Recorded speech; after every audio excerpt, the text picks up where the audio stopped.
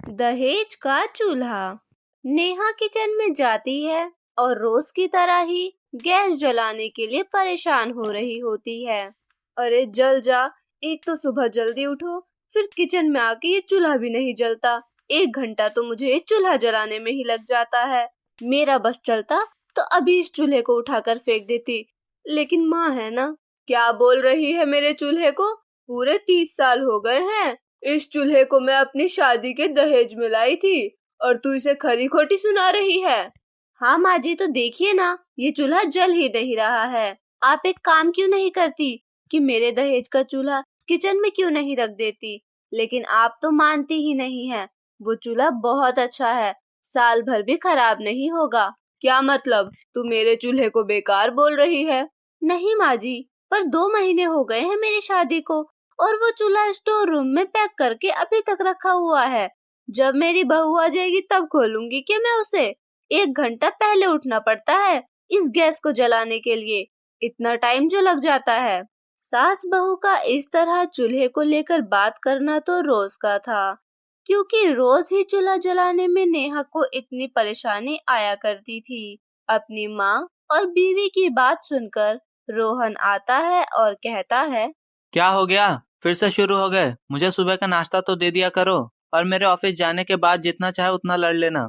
अरे रोहन, नाश्ता तो तब मिलेगा ना जब तुम्हारे घर में ये रखा 30 साल पुराना चूल्हा जलेगा। मैं माँ जी को इतने टाइम से कह रही हूँ कि मेरे दहेज में आए हुए चूल्हे को निकाल ले, लेकिन ये है कि मानती ही नहीं है। माँ, नेहा सही तो कह रही है। जब चूल्हा जलाने में इतनी परेशानी होती है तो नया चूल्हा निकाल लेना चाहिए ना। हे भगवान, मेरा बेटा अपनी 2 महीने की आई हुई बीवी के लिए मुझसे जबान लड़ा रहा है। मेरी शादी के दहेज में ये सारा सामान आया था जो अभी तक इतने सालों से घर में है। सारा सामान देखकर मुझे मेरी माँ की याद आती है, पर तू कहाँ समझेगा। अपनी सास को ऐसा उदास देख नेहा कहती है, अरे माँ जी, आप अपनी बातों में मुझे भी इतना उलझा देते हो कि मैं भी इमोशनल हो जाती हूँ। और फिर बहुत समय तक गैस चलाने के बाद आखिर में गैस जल जाती है। नेहा जल्दी जल्दी नाश्ता बनाने लगती है और फिर सभी नाश्ता करके अपने अपने कामों में लग जाते हैं। नेहा मीठे में खीर बहुत अच्छा बनाया करती थी। अपनी पहली रसोई में भी उसने खीर बनाकर सभी का दिल जीत लिया था। और वो खीर बस घर के लोगों ने नहीं, बल्कि नेहा ने अपनी आस पड़ोस की औरतों को भी वो खीर दी थी, जो कि सभी को बहुत ज्यादा पसंद आई थी। तो ऐसे ही एक दिन पड़ोस की औरतें आती है और कहती है, उमा, ओ उमा, कहाँ चली गई? हाँ बोल, क्या हो गया? आज इतने दिनों बाद तूने मुझे याद कैसे कर लिया? अरे मैंने तुझे नहीं, बल्कि तेरी बहू के हाथों की खीर खाने के लिए आई हूँ, जो कि तेरी बहू ने 2 महीने पहले खिलाई थी अपनी रसोई में। अरे हाँ हाँ, तू बैठ ना, मैं अभी जल्दी से खीर बनवा देती हूँ तेरे लिए। नेहा बहू, जरा इधर आना। हाँ माँ जी, बोलिए। ये देखो, पड़ोस की औरतें आई हैं। याद है तुम्हें? तुमने अपनी पहली रसोई में इन्हें भी खीर खिलाई थी, जो कि इन्हें बड़ी पसंद आई। ये लोग खीर खाने आए हैं। जाओ, जल्दी जल्दी खीर बनाने की तैयारियां करो। अपनी सास की ये बात सुनते ही नेहा मन ही मन कहती है, क्या खीर बनानी पड़ेगी? मतलब 1 घंटा गैस जलाने में ही चला जाएगा, तो खीर कहाँ से खिलाऊंगी इन लोगों को? नेहा किचन में जाती है लेकिन गैस चलता ही नहीं।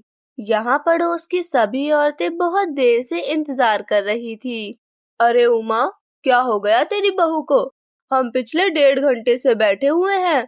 मेरे हिसाब से तो 1.5 घंटे में खीर तो बन जानी चाहिए। कहाँ चली गई तेरी बहू फिर? हाँ हाँ, वो आ ही रही होगी। नेहा बहू, जल्दी आओ, ये लोग इंतजार कर रहे हैं। अब आखिर में जब गैस जला ही नहीं, तो खीर कैसे बनती? इसके बाद नेहा खाली हाथ बाहर आती है। ये देखकर पड़ोस में से आई हुई एक औरत कहती है, हे भगवान, उमा, तेरी बहू तो एक नहीं सुनती। इतनी देर हो गई, उसने अभी तक एक खीर नहीं बनाई। अरे नहीं खिलाना था तो साफ साफ मुंह पर बोल देते।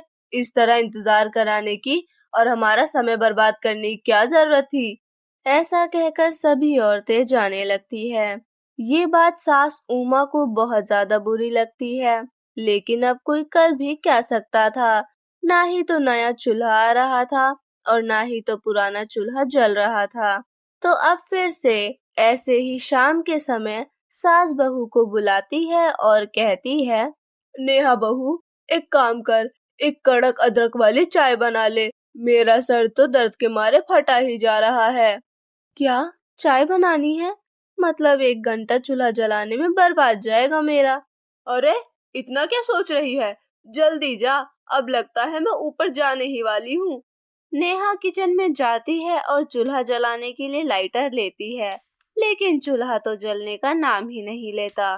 तभी नेहा के दिमाग में एक आइडिया आता है और वो जल्दी से पास की चाय की दुकान में जाती है और चाय लेकर आ जाती है और अपनी सास को दे देती है।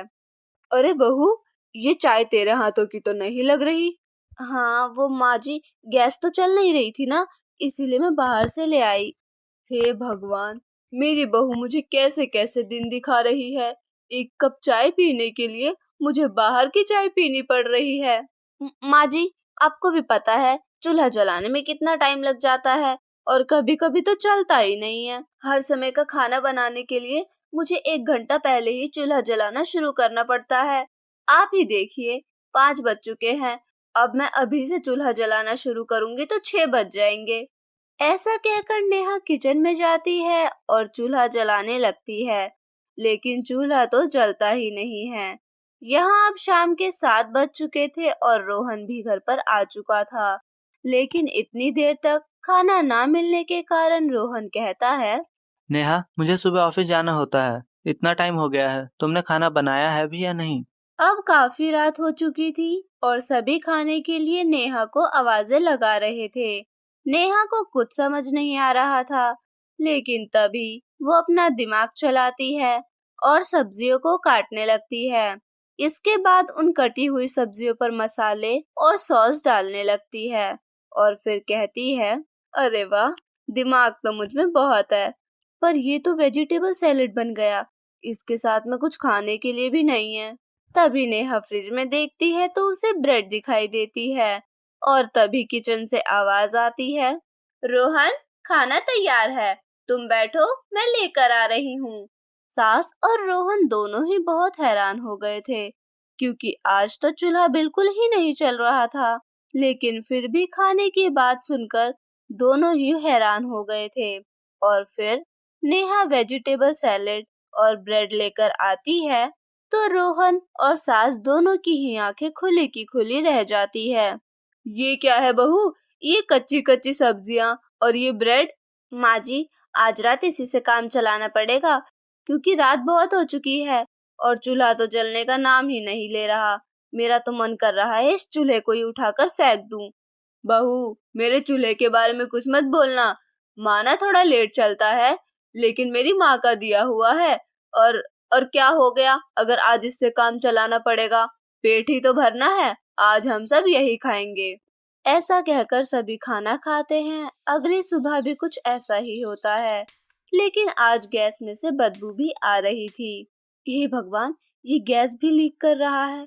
पता नहीं कैसा चूल्हा है, पहले तो चलता नहीं और अब गैस भी लीक कर रही है।